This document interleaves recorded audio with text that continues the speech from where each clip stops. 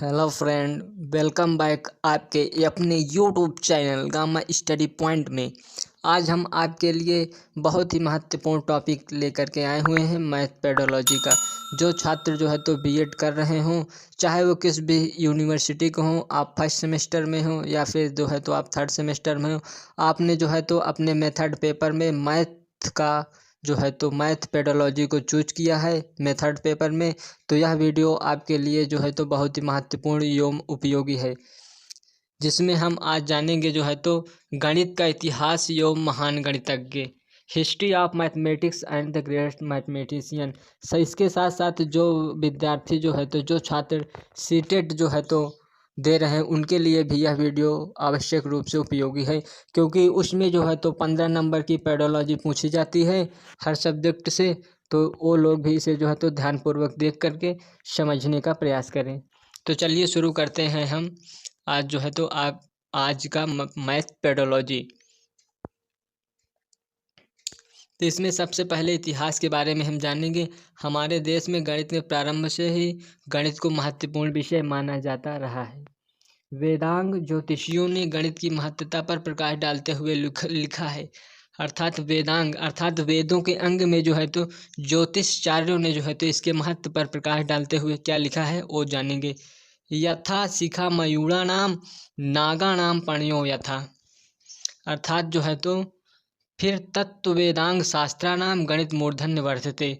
अर्थात जिस प्रकार मयूरों की शिखाएं और सर्पों की मड़ियों में सर्वोपरि जो है तो मूर्ध स्थान अर्थात मस्तक पर विराजमान होते हैं, सर्वश्रेष्ठ स्थान प्राप्त होता है, उसी प्रकार वेदों के सब अंगों तथा शास्त्रों में गणित शिरोमणि है। अर्थात वेदों के सब अंगों में अर्थात वेदांग, जो आपके 6 वेदांग हैं, ज्योतिष कल्प निरुक्त छंद व्याकरण, इन सब में जो है तो गणित आपका सर्वोपरि स्थान धारण किए हुए है। और जो है तो जैन गणितज्ञ महावीराचार्य ने इसके संबंध में क्या कहा है। तो चलिए आगे देखते हैं कि जैन गणितज्ञ महावीराचार्य ने गणित के बारे में क्या कहा है। तो देखते हैं क्या कहा है। बहुत अधिक प्रलाप करने से क्या लाभ। अर्थात बहुत भी अधिक सोच विचार प्रलाप करने से कोई ही लाभ नहीं मिलने वाला है।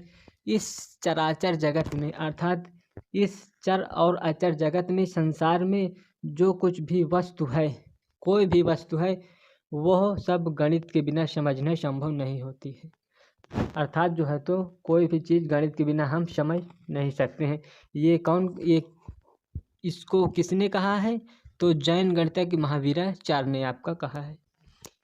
यह तथ्य भारतीय मनीषियों अर्थात ऋषि मुनियों ने, दार्शनिकों ने अर्थात साइकोलॉजिकों ने, तत्ववेदाताओं ने भली भांति ज्ञात था, अर्थात उन्हें पहले से ही पता था।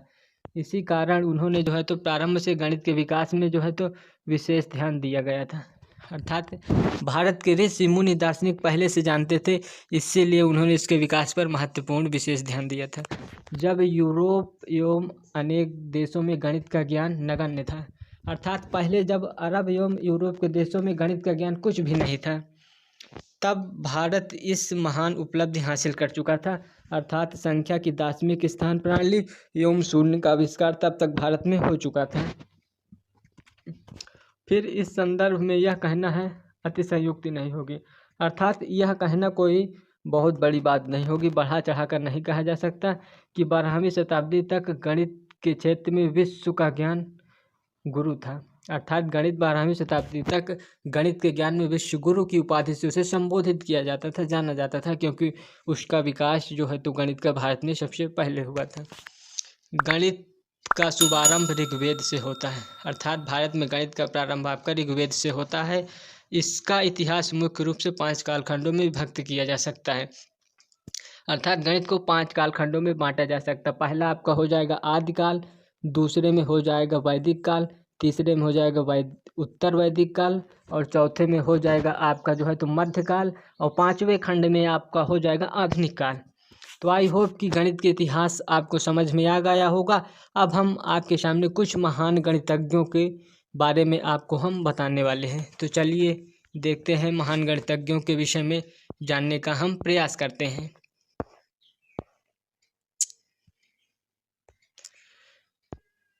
प्रमुख गणितज्ञों का परिचय एवं गणित में योगदान, अर्थात जो महान गणितज्ञ हुए हैं उनका हम सामान्य परिचय जानेंगे, कौन से सिद्धांत दिए तथा उन्हें गणित में क्या क्या उन्होंने गणित में अपना योगदान दिया है, कौन कौन से नियम, सिद्धांतों तथा प्रमेयों को सिद्ध किया है।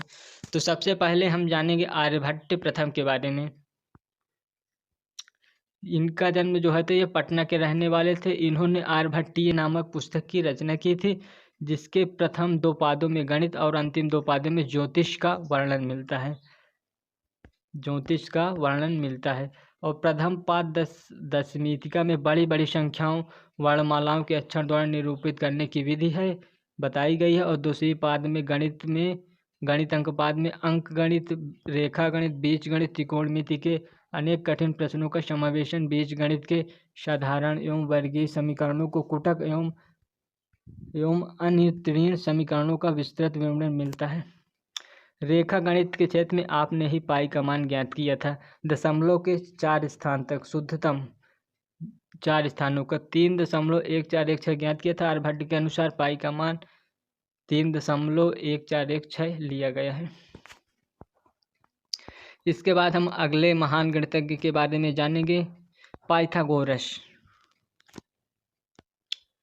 पाइथागोरस प्रमेय आपने कभी न कभी अवश्य पढ़ा होगा अपने जो है तो स्टूडेंट लाइफ में। तो चलिए जानते हैं पाइथागोरस के बारे में। पाइथागोरस का जन्म ग्रीस के निकट एशिया मध्य सागर के समोस नामक स्थान पर 580 ईस्वी में हुआ था। इतनी बात आई होप कि क्लियर हो गई होगी आपको। इनके गुरु जो है तो थेल्स थे, अर्थात इनके गुरु जो थे थेल्स थे, जो यूनान के महान विद्वान थे। इन्होंने एक प्रमेय की रचना की जिसे पाइथागोरस प्रमेय के नाम से जाना जाता है। इसे आपने सिद्ध भी किया होगा। इस प्रमेय में स्पष्ट किया गया है, किसी समकोण त्रिभुज के कर्ण पर बना वर्ग शेष 2 भुजाओं पर बने लंब और आधार के वर्गों के योग के बराबर होता है। अर्थात इन्होंने यह बताने की कोशिश की, ये मान लीजिए आपका एक समकोण ट्रायंगल है, इसकी भुजाएं ABC हैं। तो यहाँ पर आपका AC² हो जाएगा आपका कर्ण का वर्ग बराबर AB का वर्ग लंब का वर्ग प्लस BC का वर्ग अर्थात आधार का वर्ग। इतनी बात आपको क्लियर हो गई होगी।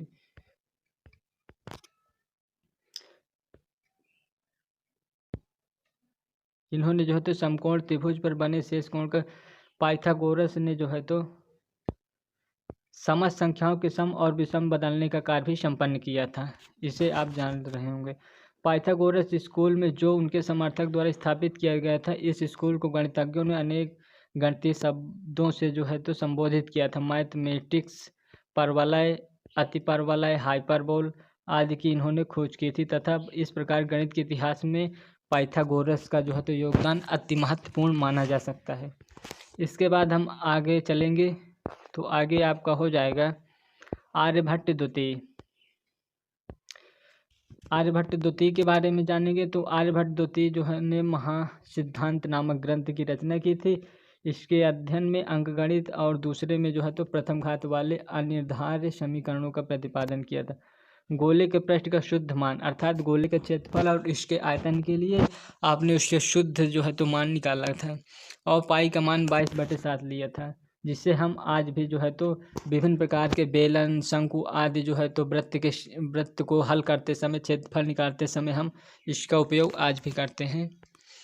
तो आर्यभट्ट द्वितीय के जो है तो योगदान आपको समझ में आ गया होगा।